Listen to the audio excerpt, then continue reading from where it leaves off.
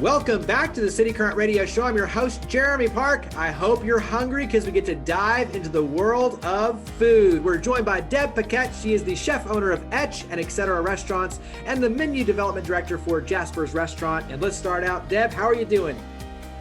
Fabulous. Can't complain. I like being with the leaves and not the roots. Yeah.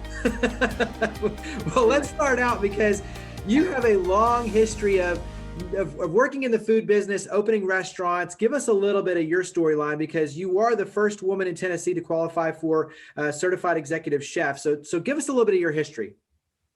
I am just a kitchen witch. I have been in the, I got a big broom. Anyway, I started in the business in 77, 78, and I've been in it since then. And I've opened and run many restaurants.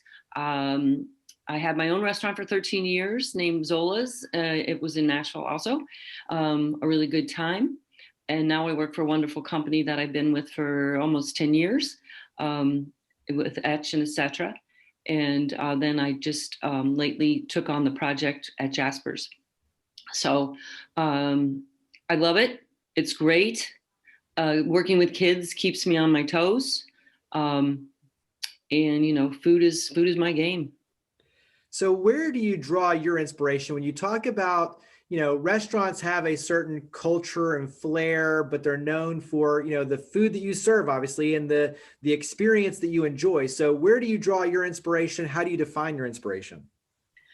Well, I'm kind of one of those people who believes that I have been given a gift. And so I have taken that gift and run wild with it.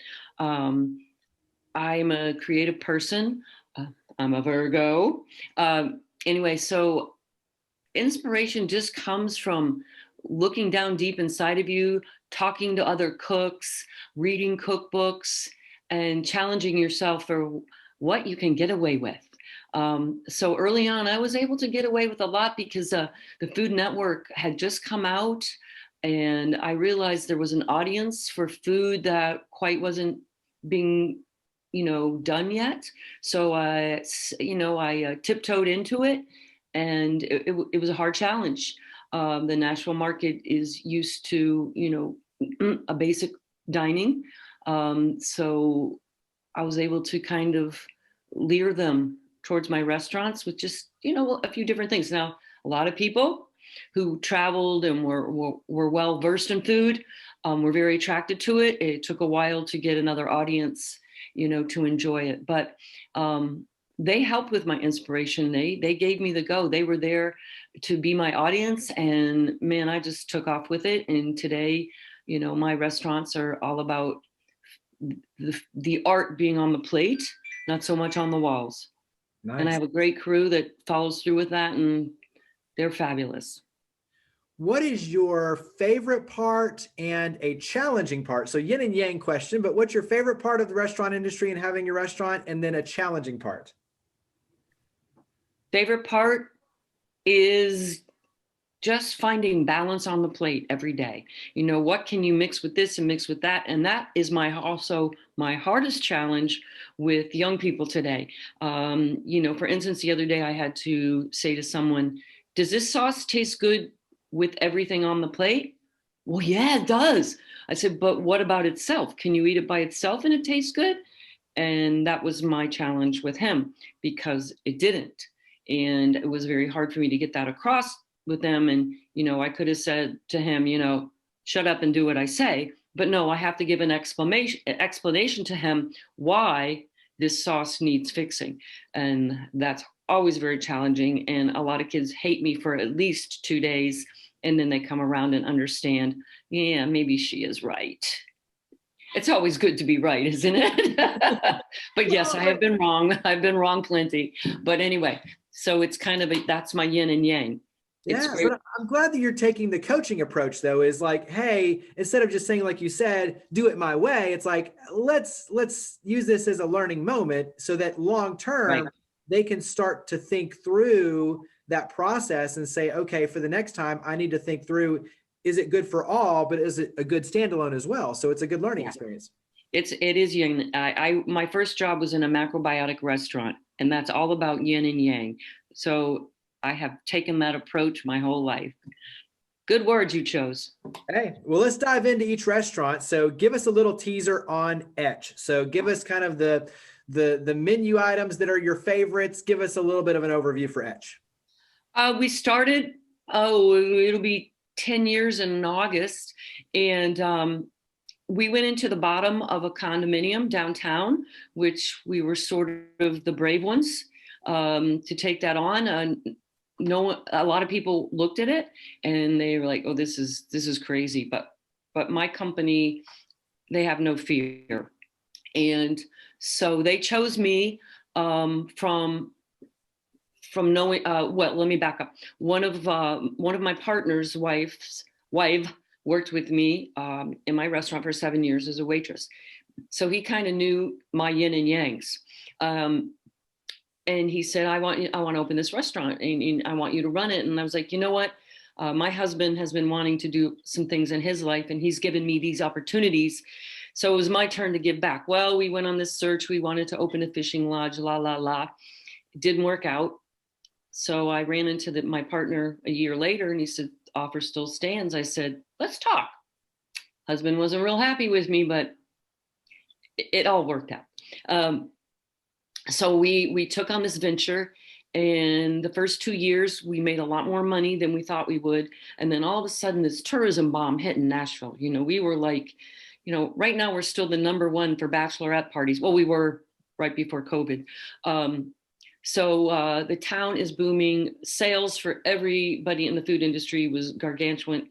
You saw smiles on everybody's faces. Of course, times have changed. But Etch has been, it was a pathway for everyone to kind of like jump on the bus. People were coming to Nashville. Restaurants were opening up, doing all kinds of international cuisine and having fun. So, I'm glad I got to be maybe the third guy on the bus to help promote our city and help it grow, doing food that was a little bit different for its time. And we succeeded and we're very proud of what we've done. And then we opened up another restaurant and that was etc. Yeah. And it's a smaller version in a more of a upscale neighborhood, right on the corner. Word of mouth doesn't work too good in that neighborhood because they want it to be their restaurant, so they don't want to tell anybody about it. So anyway, it's fun. It's great. And I grew up in small restaurants, so I enjoy being there. Big restaurant, of course, has a banquet room. It can make more money, but the little restaurant is more intimate. You can talk to your customers a lot more easier. But I like to challenge my help. We kind of change the menu so they can see different aspects of what's happening in the food world. You got to keep them, most everyone in this business is ADD or ADHD. So, you have to keep those challenges coming. It's a nonstop electric energy that's always going on. And that's why I'm part of the restaurant industry. Go, go, go, go, go, go. Well, and even to your point, the differences between the two restaurants, like you said, in terms of word of mouth or wanting to keep it very localized and almost private. And so how you market restaurants is different for each area, the audience, yeah. Obviously the demographic. So all these things are unique based on where you put the location and obviously the menu and the staff and everything else too. So talk about Jaspers. Give us a little bit of background on Jaspers. Well, our company had this restaurant, and it got hit with a big fat ball, and so COVID had hit, and we were like, "What are we going to do with this restaurant?" So we changed it, and so we wanted to do sort of something fun, exciting on the sports scene, which was totally different with me. And they said, Deb, can you do this menu? And I'm like, what a challenge.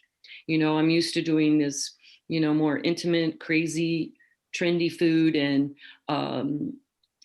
now I'm going to do kind of upscale casual food with, hamburgers and hot dogs, but they're just not hamburgers and hot dogs. Yeah. And it's been very challenging. We hired a wonderful woman to be the chef there, and she's got a great crew, and they're all very dedicated because they want to see the growth of this restaurant. And it's been very difficult because when you're opening a restaurant during COVID, word of mouth can't work as well to your advantage, which, you know, in this industry, it's one of your biggest assets to bring people in. So we're getting there. It's moving, it's coming around. It has a great market where we sell some, you know, Nashville local stuff and little tidbits of food and stuff from my pastry chef, Megan, who's fabulous. And she takes care of all the restaurants. And so it seats 250-ish, has a big bar. Actually, it's a lot of fun. I like hanging out there as a customer. But you know, you can go online and read the menu. It's got a little bit of everything, and a lot of fun comfort food. And I think people are finding that it's different than going into your regular sports bar, where it's more common. So we've kind of just stepped it up a tiny bit, and it's great. And it's called Jaspers. Jasper was a dog that I used to have, and bless him. And they thought it was a fun, casual name, and they went with it. So little Jasper's the icon, which, you know, that if you're an animal person, it might help you drive you to that bar. Absolutely. What would Woof, you woof. want everyone to know in terms of the experiences, your team, you know, like you mentioned your pastry chef, like what's something you want everyone to know in terms of the love and the care that you and your team put into these restaurants and the experiences?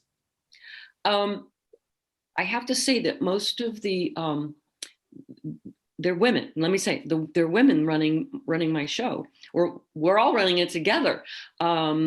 And I've chosen strong women who are dedicated and will be there for the team, and they love their staff. And those are the kind of people that you need in this business. And my pastry chef, she's been with me for 10 years. We've worked together. She has, you know, since then had 2 children and made it all work. And she's very dedicated and very conscientious of her platform, you know, everything. She's another Virgo. She's got it down, and I love her to death. And my chef at Etch, she is one of the most hardworking women and so talented. And I took the sous chef from Etch and moved her to Etc. And she's going gangbusters. Her training is done, and she is just go into it. So we teamwork is important, and you have to have it. And these women take it seriously. They work with their staff honestly. They're dedicated and very supportive. Couldn't be where I am today without them. And you know, my marketing people, women, are. I'm not being opinionated. I'm just letting you know the truth. They're great, and they're gung-ho, and they work hard to bring us parties and keep our business running. And so, you know, I am the only woman in the team of 4 men as partners. I love them to death, and they've been so supportive of me and their restaurants. Great team. They kept us all working during COVID. We had to close one restaurant, so we took the management staff and moved them to another restaurant, and we did to-go food, and we worked everybody as hard as we could, and they were great. And then when we were allowed to let our hourlies back in, it made our lives happier. We had all our special employees back with us.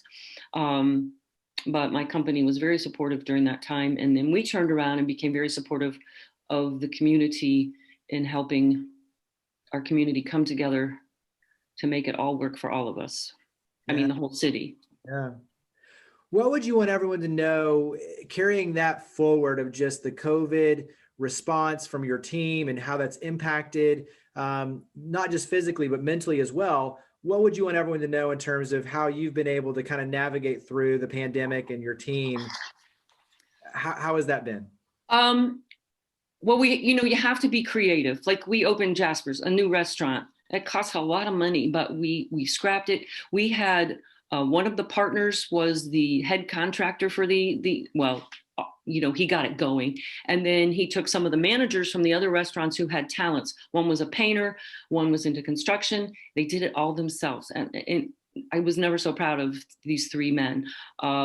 So we took people and found roles for them. We were able to repair a lot of things in all the restaurants that couldn't always get done because you're open.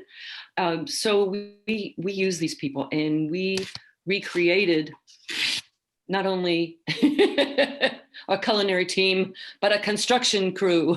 So demo was our word, and we brought everybody together. We helped in the community, serving food to essential workers.